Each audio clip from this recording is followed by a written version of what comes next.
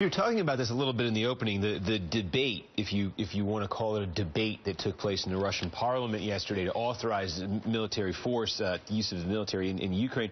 The sort of anti-Western themes that were stressed, and the theme, you hear this in, I think, the Russian media, and you heard this in the parliament yesterday, was this idea that the demonstrations that were taking place in Kiev were sort of represented a danger to Russian-speaking people. Here's a member of parliament saying, all this is being done under the guise of democracy, as the West says. They tore apart Yugoslavia, routed Egypt, Libya, Iraq, and so on. And all this under the false guise of peaceful demonstrations. So we must be ready in case they will unleash the dogs on us.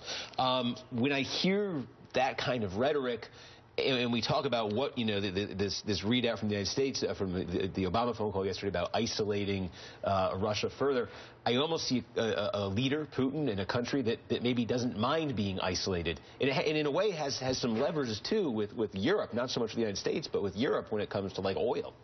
I think what Putin is led by is he wants to be respected on the world stage. This is something that you've seen since, like, the first day he got into power. He kind of tried it through respect, and that was that we saw, like, the appeals to the United Nations. That was the only place where Russia really had power, was on the Security Council, so it wielded its veto as much as it possibly could.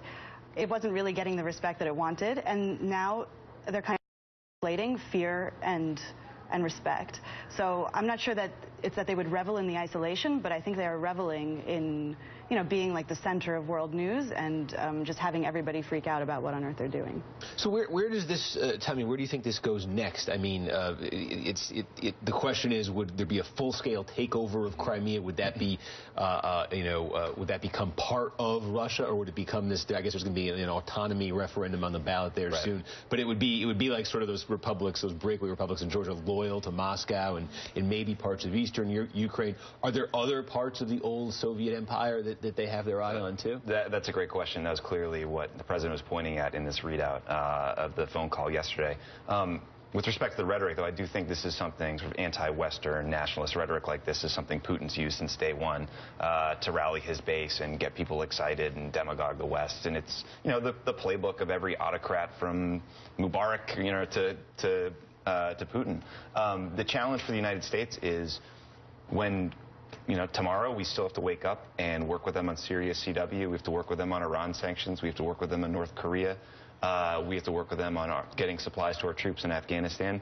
So there's a whole bunch of other issues we need to continue to get progress on, arms control reduction, aside from this. So that is what makes this so unbelievably complicated. I agree we need a strong response. It might include sanctions. It might include diplomatic isolation, but there's a limit. But could we, so Tommy mentions like Syria and mentions Iran. I mean, could we have a productive working relationship with Russia, which is vital to those two questions, if we're then putting sanctions on the table, if we're then taking actions, not military, but taking actions in response to this, and, sort of poking a stick in Putin's eye? Well, I mean, all the things that he just mentioned are things that are really important to Russia as well. On the things that Russia cares about, they're willing to be counterterrorism, Iran, nuclear issue, Syria CW.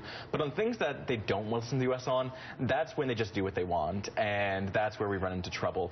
You guys mentioned that prestige is really big in Putin's mind. That's why kicking them out of the G8 would be a pretty serious step. When they got in the 90s, it was a huge boost to a recently collapsed Soviet Union, Russia, and so kicking them out would show them that these sorts of moves don't hold the sort of respect that you want Russia to have.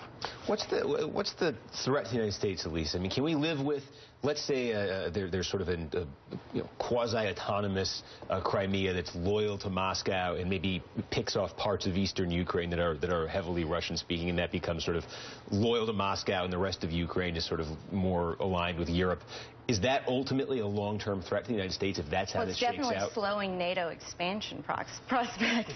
But I just disagree on how much I think we need Russia right now. I think Syria has really been to Putin's benefit, to Russia's benefit. I think to Iran that, they're at a point in negotiations where the Iranians have such a vested interest right now that we're in a much better position than we've ever really been. We're in such a, I think we could get more. And if they don't, if if the American delegation doesn't get more from Iran, that's going to be a complete shame. But I don't see what we're getting from the Russians these days where it really matters all that much, because they're going to follow their own interest at the end of the day.